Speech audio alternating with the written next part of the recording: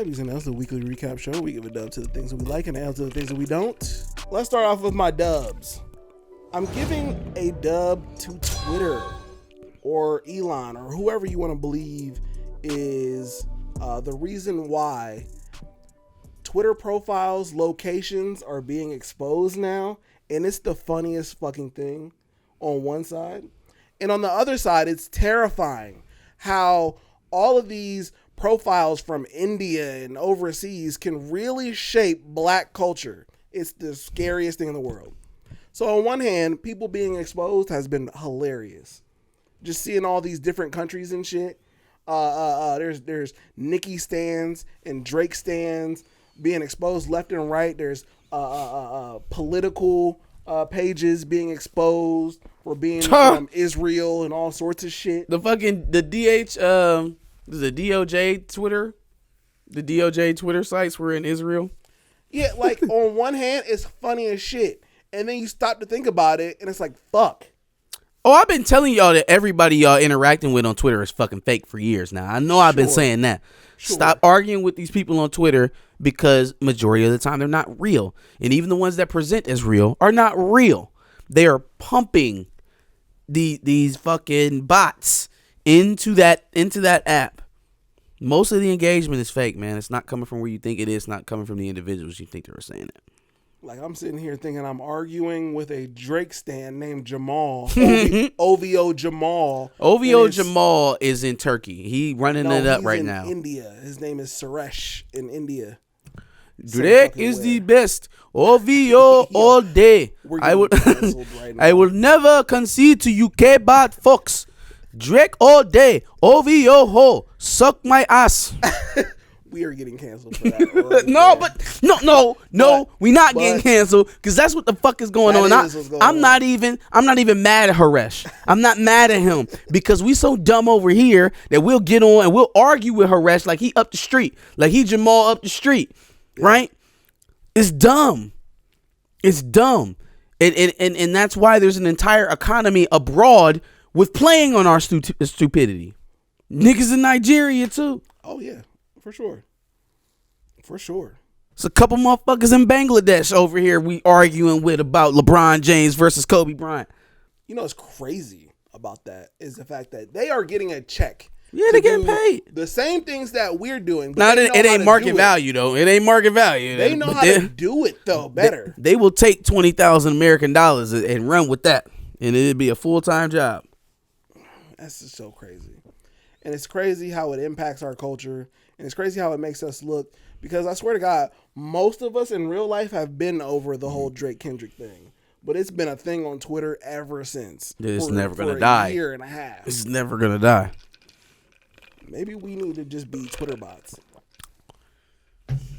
Yeah, that's what we need. Poor old Suresh just got misnamed mid-cancellation rejection. You arguing with a motherfucker in goddamn Grenada. Right. You talking about blackness. Having a deep, dark discussion about black men and their role in the community and how dangerous they are. Got me second guessing who I'm arguing Ohio State, Michigan with on my shit. Because it could be somebody from fucking India who has no idea, but they researched the hell out of it, and now they're arguing with me for a check. All right, on to my L's. We talked about this on The House Divided or during our live stream very briefly, but I'd like to reiterate. Lane Kiffin is a hoe. Hey, he's a bitch. Lane Kiffin is a hoe. He's a bitch. If Bryant, how did they do this 2 times? How did they get a coach who's going to forsake their playoff team to come to them? Like, how do you do this 2 times? This is going to end the same exact way Brian Kelly ended. Exactly. It's going to end the exact same way. So let me get this straight. For all my college football oldies, right, that hate NIL and they hate the transfer portal, here's Joel Klatt. Our sport is broken. Our sports calendar is broken. The way we do these things is broken. Okay, Joel. So let me ask you this. What if a coach who has an undefeated SEC team, a team that's probably going to play in the SEC championship game, or one loss, excuse me, I think. One loss, SEC team, probably going to play in the SEC championship game, definitely going to play in the playoff, right? What if they decide to play for another team while that team that they're currently coaching is still in the middle of the season, right? And then that coach takes a flight to that rival team, because again, he's still coaching for Ole Miss, to plan out how he's going to be paid and compensated and how he's going to move and travel and all this other stuff. And then he threatens his current staff, again, at the other school that he's still coaching at. Hey, if you don't get on this plane with me today and come over to our rival school, again, because we're still coaching at the other school, if you don't come with me today, you don't have a job next year at our new school. But, also, here's Kirk Herbstreit on College Game Day this weekend. Ole Miss, just do the right thing and let Lane Kiffin coach. I will smack the fuck out of you. Do the right thing and let him coach. Let him. I'm sorry. Who is the impediment to Lane Kiffin coaching? Lane Kiffin. Who the fuck is the impediment to Lane Kiffin coaching, Kurt? Ole Miss, do the right thing. Are you out of your fucking mind? So that he can have a head start recruiting at the other school. Yep. Man, you cannot create worse karma for yourself in life than to be that dirty. Facts. There's no way to create worse karma for yourself. I expect him to flame out the exact way the last coach did. 1,000%. I mean, they're essentially the same phony person. So how did you do this again? How did you do this again? You got rid of the one coach for the other coach. You got a guy who's willing to forsake the wife he's with now to get in bed with you. How do you think he's going to leave you? Y'all better hope the Bama position don't come open. Man, LSU something else, boy. It's something else. But no, he's still a hoe for the reporter thing too. What is it? The report when he walked up to the reporter who you walk in here and call me a hoe. We'll see how that goes. Like, dog, hey, Lane, punch me. Listen, do it, hoe, do it. Punch me. I bet your ass gets sued. I bet you get sued. So I don't know what he's on. And he had like 5 security guards with him when he went to check, bro. Well, like, he was getting his police escort, and then used the police escort. He walked back. You are a hoe. You walk in here and call me a hoe. Come on, come over here with all these policemen and call me a hoe. Not Say only it in front are of you them. a hoe, if you touch me, you're getting sued. You look dumb. Go to LSU. Simple as that. How are you mad that people are reporting on what you're actually doing? How are you checking me doing the same shit that I accused you of? The gall. Guess I gotta start handing out Michigan L's. I'm gonna be light on some of the ones associated with the game, but I'm not gonna be light on this because your boy definitely said the N-word. I thought he was cool on the Trump shit, and now he out here saying the N-word on national broadcast, bro. What are you talking about? Tom Brady. Tom Brady ain't say no N-word. Your GOAT. Tom Brady ain't say no N-word. Letting the N-word fly during NFL games. He ain't say no N-word, bro. Blast him through Nicker. Excuse me. Do I just blast him through Nicker? Excuse me. Blasting through what now? Nicker. Do I Nicker. just blast him What through is the dude's actual name? Dickerson right there. Nickerson. No, it's not Nickerson. Excuse me. Landon Dickerson right there. Dickerson. Okay, he got it mixed up. He said Nickerson instead of Dickerson. It was an honest mistake. I just think it was a Freudian slip of the tongue. Because, he be saying... Hey, man, get off my goat's back. Your boy definitely out here saying the N-word. Get off the goat's back and just finish the rest of this shit out. No time for this. All right. I'm giving some L's. Not because of the game, right? Not because of how the game went. You know what I mean? I kind of anticipated some of these things, but you would know that if you watch A House Divided.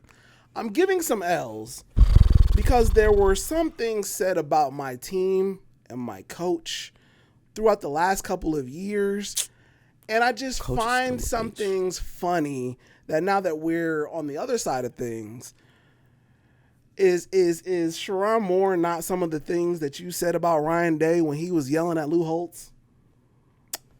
Is the team huddling over the 50 so that they can prevent a flag planting not some of the things that y'all said about the Buckeyes last year? some of these things, I just feel like they did some of the things that y'all said about us. I didn't see Sharon Moore yelling at an old man. Oh no, he was not. I didn't see him yelling at an old man. Y'all said about him. I didn't see him trying to fight an old man after a win. I didn't see him trying to get the fisticuffs with fucking Buckeye Gary up there in the stands. Buckeye Gary's crazy. The crying was a little much. The crying after the loss was a little much. Hey, listen, man, we watched your coach cry. It's okay. Watched him cry in happy times. Watched him cry and poop in my pants times. He ain't never pooped. I guess we're even. Well, not on the pooping pants thing. We're not even on that. That's still Buckeyes won. But I don't care about the game no more. The game is over. But that was kind of crazy. And then the lining up on the 50. Well, we just knew what we wasn't going to allow. We knew what y'all wanted to do. It wasn't going to go there. I didn't want to do that and it seemed like both coaches wanted to avoid that as well. Yes. So it didn't happen. Yes. You know, I'm happy that it didn't happen because I told you I didn't want it to happen. But it seems some on the team really, really wanted it to happen, and it just wasn't going to go down like that. So I'm glad they broke it up. I would expect to also try to do that too, like Jermaine Matthews, Igbenogson. I would expect them to want it. I mean, hey, listen. But if they had done it, it's symbolic, y'all. Like it's not. They don't get an extra touchdown because they planted their flag at the end of the game. Sure. Like it's already over. Kicking a dead body at that point. Tony JC said, "Not my time using N-word. That's just alternative facts. That's got to be AI." Nope. He was trying to say Dickerson. Yep. And didn't say Dickerson. Okay, so if we gave that one female reporter all the shit for calling the Lakers the Nakers, Tom Brady getting the smoke too. He definitely changed Dickerson to Nickerson. Man, all right. Which is crazy. All right, bro. Crazy. I'm giving an L to Schultz's podcast partner, Akaash. Akaash? Oh, my God. God damn, this has been terrible. It's been a couple weeks in the making for this.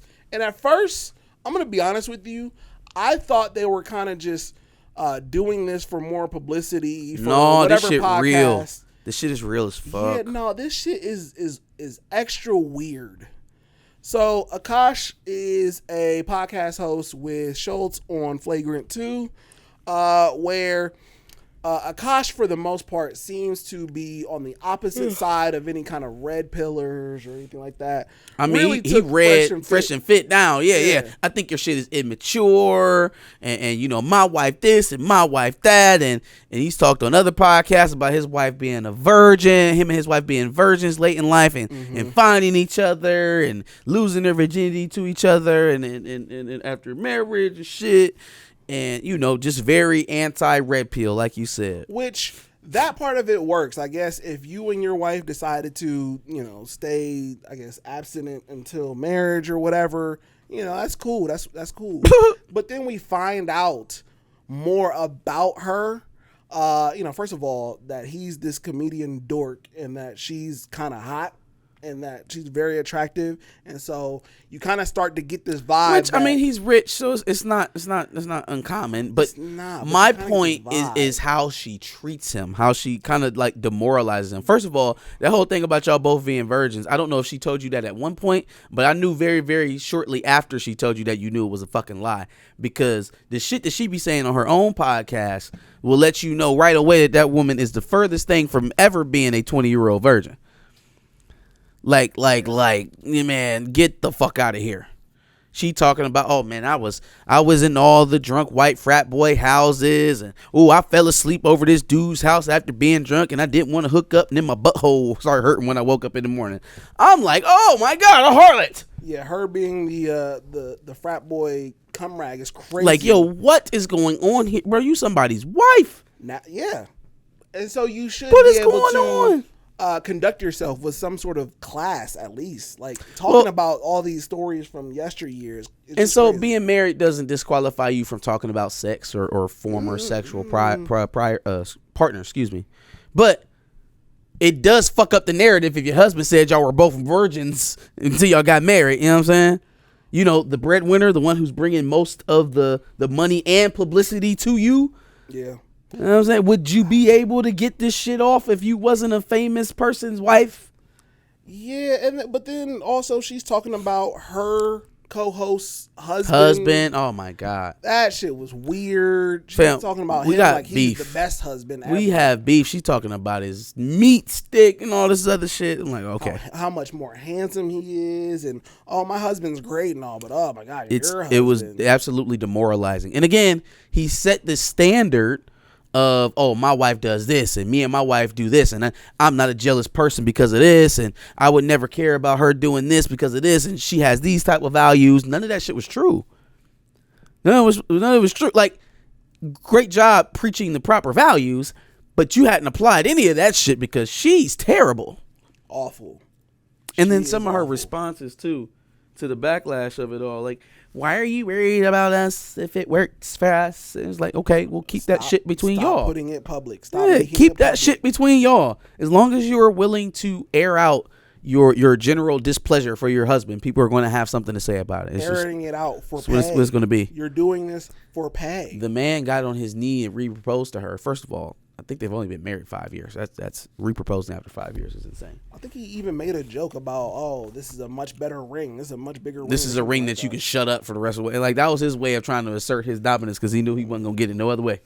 He knew he wasn't about to get it no other way. And she made that very evident because 2 seconds later, the man goes in for a kiss and she give him the Come on, here. No, get that cheek. Get that cheek. Yeah. Get that. Like, you don't gotta live like this, bro. Oh no, we don't.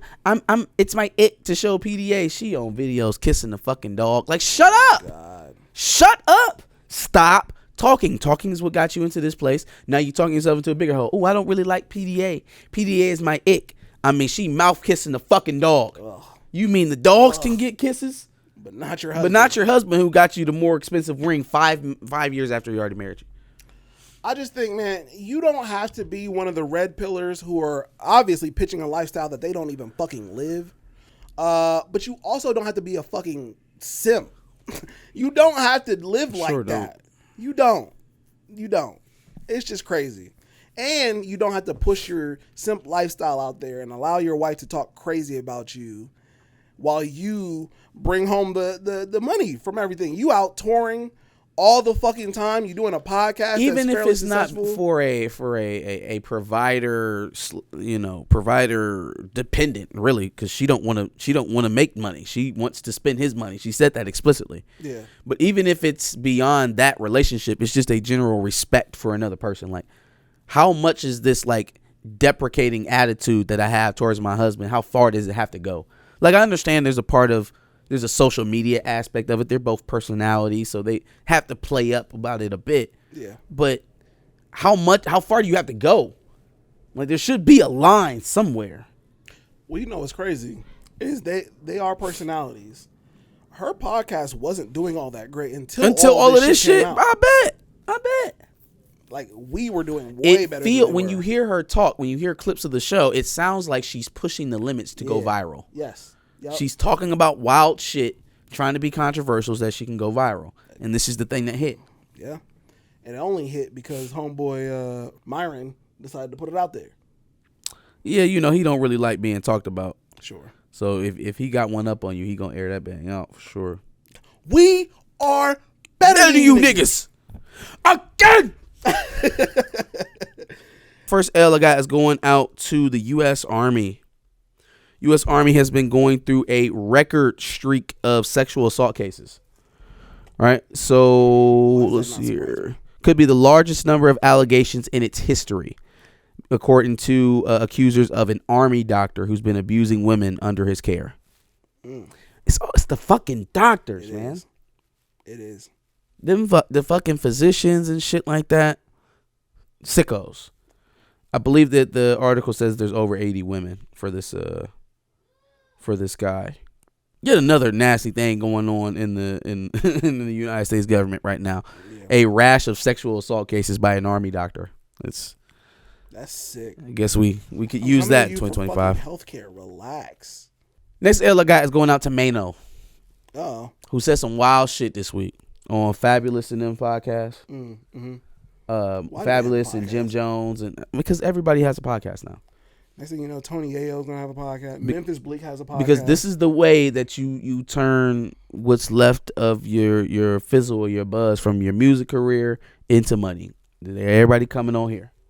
Y'all, podcast is only going to last 2 months. It's not going to last very long because they're going to be expecting millions of views. And when they find out you actually got to build this shit up and don't nobody give a fuck what you did in 2004, then, you know, they be out. Like, no, this ain't it. Well, Maino does have Fab. No. Maino is on radio. Maino's good. And he is on Yeezy. Yeah, Maino is on radio. He's got notoriety right now.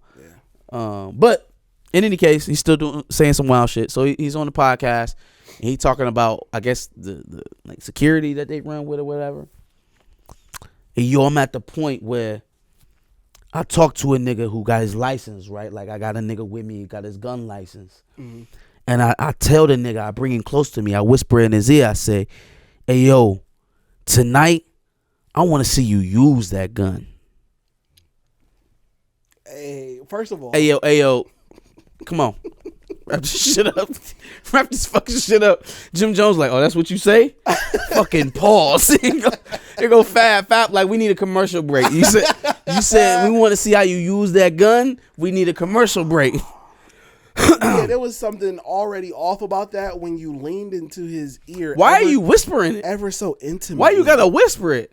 Like, dog, what are we doing? I want to see you use that gun. Hey, my nigga, back up. Put 2 feet in between me and you right now. I like the way you carry that 4.5. Oh, like now tonight. First of all, was it already nighttime?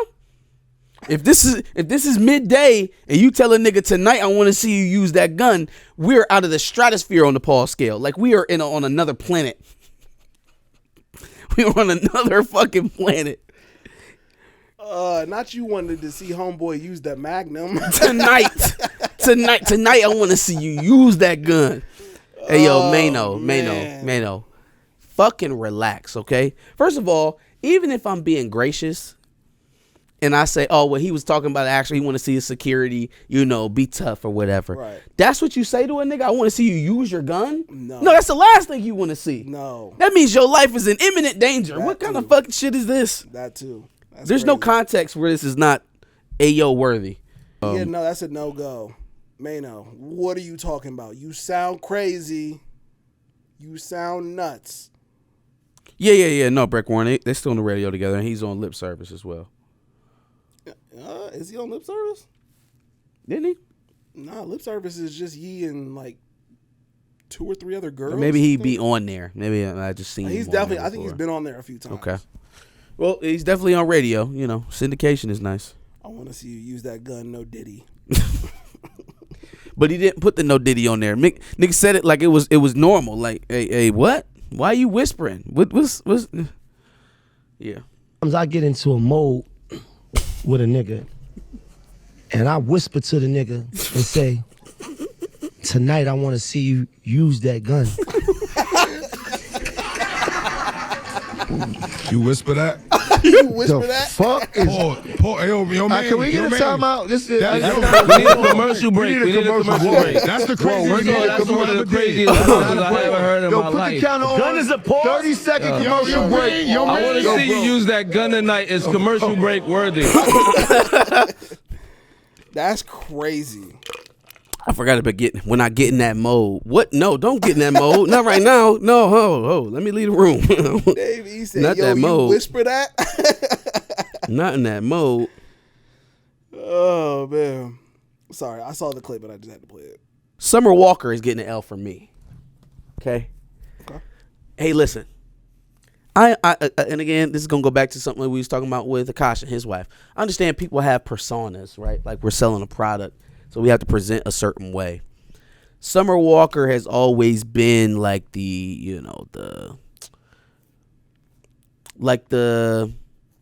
hood girl's lullaby. Right? She talks to the hood girls about the relationship issues with ain't shit niggas. Sure. That is her archetype of a musician. Yeah. Right. It was very much part of her rollout for her new album. You know, she choosing, moving on to different men, different things. You know what I'm saying? We dropping off all this stress. I'm coming to pick up all your stress. You ain't shit niggas, your baby daddies. I'm coming to pick it up in my dump truck, right? That was part of her rollout. Yep. Okay. So Summer Walker got exposed by a woman who was, I guess is it Rich the Kid? Is that what you're talking about? Yep. Rich the Kid's Tory Bricks. fiance? Tory Bricks. Supposed to be fiance? Sure. Tory Bricks, whoever that is. Exposed Summer you know, Walker you for know. sleeping with her man or whatever, her fiance. And so Summer Walker's response was, "Oh, that's your nigga? I didn't know. I mean, he be with me at least once a year, so I just be thinking that it's free." It's crazy. Like, okay. So the idea again of her persona is the hurt girl, the hurt hood girl. Mm-hmm. But now you popping out and you taking other people's men. I don't think that's good for the persona. Like, if you was a rapper, I think this would go over a little bit better. But with you being an R&B girly, I don't think girls are going to naturally gravitate to the girl that's taking other women's men. That's true. I don't think that's the girl they necessarily flock to. And you don't just get around it by saying, "Oh, well, he cheat with other women too." So you just don't give a fuck. You just a ho-ho ball. Like, you don't care. Wasn't she just in a relationship with Rico Reckless for I don't like know, a man. year? Who knows? Who knows? I'm more interested in the fact that she's setting it out publicly and don't give a shit and thinks that it's virtuous. The timeline should not match up either, because then she's also cheating, which doesn't surprise me. I'm just throwing that out there. Not cool. Not cool. Not cool. Not cool. And then even to see Rich the Kid's reactions, like, I don't understand what the value is of playing tough in this situation. I feel like silence is probably the best option. Maybe even an apology. Yeah. If you want to go that far, if you choose to. But one thing, playing tough about it just kind of make you seem a certain way, which people didn't see you in that light before. I don't know how successful the album was first week or not, but I can't anticipate this is a positive blow. Sure. I don't think this is a good thing. Yes, Breck, she did say that. Summer said she wanted to be the side. Yeah, she wanted to be the side piece. Yeah, that's again, like, what the fuck are you talking about? So you're telling your fans that you want to be the other woman? You think that's smart?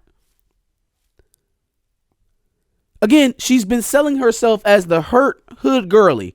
So a bunch of women who've already been cheated on. And now you're going to expose yourself as the other woman? Like, you think that's the best business? You know what? Your agents got it. They got it. It'll be fine, I'm sure. All right, let's get to the Campbell Soup CEO. A former Campbell Soup Company employee is taking legal action against the food giant, and he's making some explosive allegations about one of its top executives. Good evening, and thanks for joining us at 6. I'm Ty Steele. I'm Kimberly Gill. Those allegations are now at the center of a lawsuit claiming the company's vice president went on an hour-long tirade attacking the company's products and employees before taking aim at its customers. And the former employee recorded it all. Eric Erickson shares that recording and what the company is saying about it. We have shit for f***ing poor people. Who buys our shit? And that's just part of an over an hour-long rant, says former security analyst for Campbell's, Robert Garza of Monroe. I don't buy Campbell's products barely anymore. It's so healthy. Now that I know what the in it, even in a can of soup, I look at it, look at meat, bioengineered meat. I don't want to eat a piece of chicken that came from a 3D printer. You? The recording allegedly of Campbell's VP and Chief Information Security Officer Martin Bally. He has no filter. Bally, along with another supervisor and Campbell Soup Company, named in a lawsuit filed Thursday. The suit claiming Bally made racist remarks, admits to coming to work high, and Garza fired for coming forward. What do you think about the things that he was saying? Oh, just pure disgust. Garza says he usually worked remotely for Campbell's headquarters, based in Camden, New Jersey. But thinking he'd be discussing his salary with Bally, he says The recording taken in person at a restaurant. Millions on another thing. They couldn't think for the other like you dumb Garza says he felt sick after the rant, deciding to go to his direct supervisor in January, keeping the recordings to himself. After that happened, the wife did a quick check through the snack cabinet to see, was there anything else that, because Campbell's, the bioengineer part, it's on the can. They didn't hide it. They didn't lie about it. He's suing because of the racist remarks. Mm-hmm. He's not suing because they're giving him bioengineered meat. They're telling everybody they're giving you bioengineered meat. It's on the can. Anybody notice that honey buns don't taste the way that they used to when we were a kid? Bioengineered products. For flour, y'all. For flour. Now, one of the cheapest things a human being could ever get to feed themselves with and make it stretch is some fucking flour. You can make bread. You can make noodles. You could do tons of things with flour. Flour. It's too expensive for them to just give you some real fucking flour. They're bioengineering dough. Honey buns, Little Debbie's, the oatmeal cream pies. So pretty much every Little Debbie snack. The muffins. You have those little mini muffins in the bags of 4, bioengineered. Like I was telling you when I was down over there, Ragu. There's a couple different cookie brands.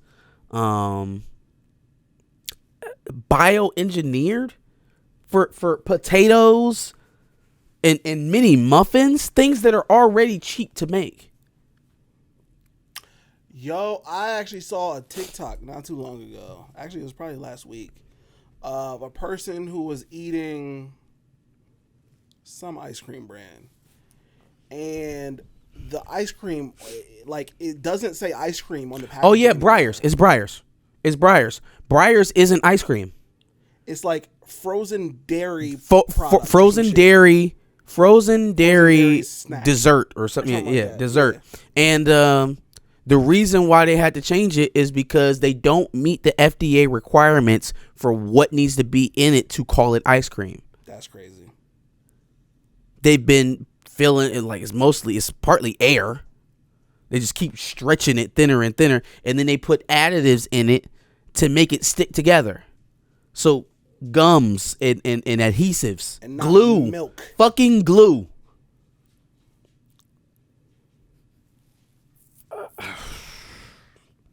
Crazy.